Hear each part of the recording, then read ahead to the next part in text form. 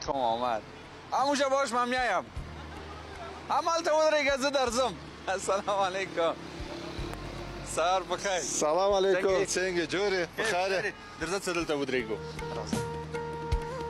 اینا را شناختین دیگه امو رفیق ماست که اصلا اینجا استاد میشیم ازبکستانی هستن در نمایشگاه همراهشان صحبت کرده بودم و اینا قرار است که تا یکی دو روز دیگه دوباره برگردن برن به ازبکستان. گفت که یک دفعه ببینیم این صبح وقت است اینا رو در شهر نو پیش چارایی انصاری خواستیمشان. څنګه سلام بخیر السلام علیکم څنګه جوړی بخیر دا څومره ښایسته پښتو دې زده کړی په تاشکند کې شل کاله مخکې زده کړی د ختیځ پیژندنې په پوهنتون کې. آفرین شل کاله مخکې په تاشکند کې دې زده کړی. په تاشکند کې داسې پوهنتون شته د ختیځ پیژندنې پوهنتون.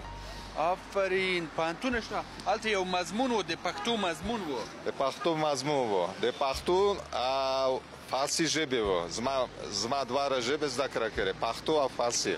فارسی هم بلد هستی؟ لږ بلدم کم حرف میزنم گپ میزنم. فارسی زیاد یاد داری یا پښتو؟ پښتو د ډیره زده والله آفرین.